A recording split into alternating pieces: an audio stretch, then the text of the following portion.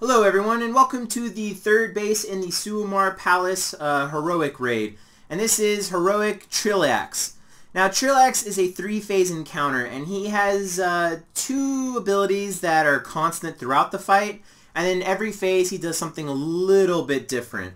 Now the 2 abilities that he does throughout the fight, the first is going to be the tank swap called Arcane Spear. And what this really is both tanks have to stand on top of each other because it does a pretty significant amount of damage. It actually does like 2.7 million damage, arcane damage split between both tanks. And it also makes the main current target who got hit by that arcane spear to also take 10% more damage for 30 seconds. And then the effect does stack, so this forces a tank swap. And the second mechanic of the, throughout the entire fight, it's called Arcane Seepage, and as he is being attacked, he erupts like this bile. I guess it's called bile in the Dungeon Journal, but it's like little arcane pools on the ground. You can see them in front of you. And what these do is they deal like 475,000 arcane damage every second. That's what it says in the Dungeon Journal. It didn't really seem to do too much on the video, but they're also reporting that it was slowing them, but I don't know how accurate this is. Unfortunately, I didn't get to test this boss directly. My guild did, however. So let's go into the first phase, which is the cleaner phase. Now, in the cleaner phase, he does 3 mechanics. Now, the first mechanic is called Toxic Slice, and he actually throws cakes out. And you need to soak these cakes. Like, I think they're marked on the ground by like these little purple runes before they go out. And then he throws them out, and if you get hit by the cake landing, you take 400,000 damage. Now, you have to actually eat the cake, and by eating it, you just walk over it. And the reason for this is if you've ever done Heroic or now Mythic Shaw of Pride, Mythic Shaw of Pride had a void like scar on the ground, and these kind of built up over the course of the fight, and if you soaked one, you got a debuff saying you couldn't soak again for like a minute. Now that's kind of what you need to do with the cake, and there's a reason for that which I'll go over later. But whenever you run over the cake, you get 2 debuffs. First, the first debuff makes you take 135k nature damage every second for 20 seconds. Now this isn't actually that bad because you have about 2 million health. So that's not really too bad, it's kind of negligible. If you have a lot of people with this debuff, it is dispellable, so you could call for every person with the 20-second debuff to stack and then mass dispel it. I mean, that is a viable strategy. The second debuff you get is for 1 minute you can't eat any more cake, and you will also be slowed for 30%. Is it 30%? It's actually 25%. So you're going to be slowed for 25%. Sorry, I had it set to Mythic Dungeon Journal.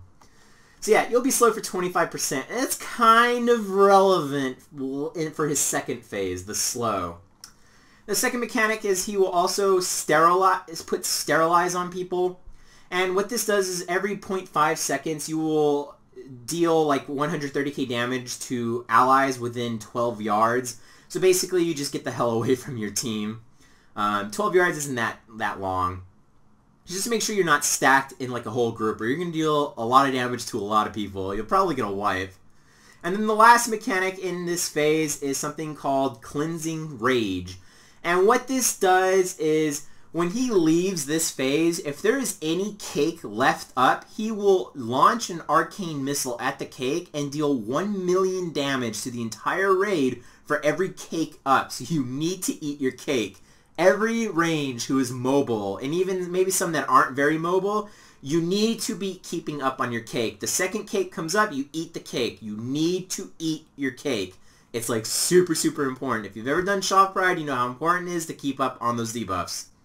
Now the second phase is when he turns red, and it's called his Maniac phase. And what he basically does in this phase is he starts doing more damage to the raid, and he starts using Arcane Spear a lot more. So tanks, you just kind of need to be aware of that. Now he also does something called Mana Rupture, and he does like 110k damage to random targets every 1 second. It's kind of like the healing intensive phase. You kind of just deal with it. And in this phase, he does something called Searing Bonds, and it's like chains. So he'll bind like maybe 6 players, and these 6 players, each of them is bound to one other, right? So not all 6 are bound to each other, but it's like Mythic Iskar if you've ever done it. He sends out 6 chains, and they're like 2 are connected to each other, 2 are connected. It could be 6. I'm assuming it goes up and down based on your raid size. And for every second that you're apart, you actually take ticking arcane damage every 0.25 seconds. So 4 times a second you will take arcane damage. Now, when we got it, our healer got it, and Affliction, the warlock that you're watching, got it, and they were far apart from each other, and they straight died before they could ever get near each other. They just died. So really, you need to be standing on top of each other. And the way we dealt with this mechanic is you just have everyone with the chains just stack on his right or left side. Just stack on him and just don't worry about it. You really just need to stay together.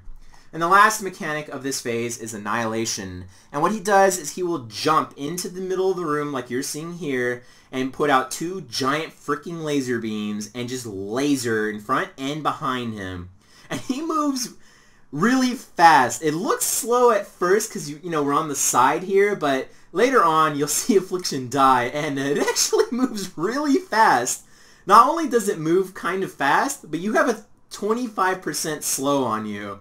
So you're moving even slower. And if you get hit by this beam, you're straight fucked. Like, this thing does 5 million damage 4 times a second that you are in it. You are not living through Annihilation. You need to basically be on his side, constantly moving. You can't stop moving. You will die. So don't do that. Once he leaves this phase, he will go into the Caretaker phase. Now this phase, he's going to summon a bunch of little robots called Scrubbers, and they are very hungry. They will try and clean up the arena, and they will go for the puddles on the ground, and most importantly, they will go for cake. Now, if the Scrubbers scrub up cake, they will get clogged, and once they get clogged, they will turn into bombs like on Iron Juggernaut. If you've ever done Mythic Iron Juggernaut, they will turn into bombs with a timer over their head, and once this timer is up, they will erupt and deal massive arcane damage to the entire raid. And the only way to stop them is by jumping on top of them while they are counting down, and you will take a lot of damage from doing this. But again, it's a lot of damage on you instead of your entire raid. Now, there's a way to kind of mitigate this. The boss throws out things called Succulent Feast during this phase, and if you click on this or either run over it, it wasn't too clear, I think you run over it, you get a 2-minute shield that absorbs 3 million damage. So basically, you want your most mobile range to grab these feasts, and if you see, like, and he does summon cake in this phase with these robots, if you see a cake go out, like, you need to be on top of it. You need to eat the damn cake. And sometimes a robot will be right where a cake spawns, and you can't stop it from eating the cake and starting to erupt. So you need your mobile people to call out where a robot is, or someone call out where a robot is that's blowing up. I need, you know, mages or warlocks. So you just blink over with this Succulent Feast with the 3 million damage absorb, and you jump on it. And that's what you need to do to deal with this. Your tanks cannot help you, okay? He is doing Arcane Spear. They cannot help you. You need to do it as DPS, really. And again, anytime cake comes up, you need to be eating the cake. You can't ignore cake. If you ignore it, you will wipe straight up. And that's pretty much the encounter. It really just repeats these 3 phases. Just keep up on your cake, and don't fuck up the chains. Don't stand in the middle of the raid while you're, you know, having the lightning thing come off of you. And eat your damn cake, and don't get hit by the Annihilation lasers. Another thing to note, the debuff from Phase 1, Sterilize, which causes you to deal, you know, lightning damage or arcane damage to your allies within 12 yards. These also disrupt nearby Scrubbers, so you can use it on the Scrubbers, but we never did that.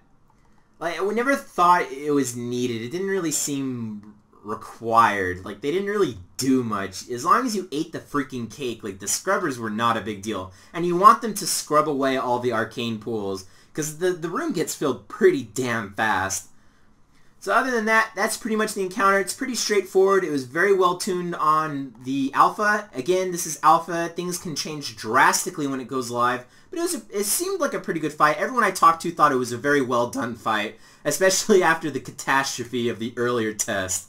But yeah, that's pretty much it for this. If you liked it, go ahead and hit like. I'm going to be doing as many of these as I can for as many of these bosses that I can.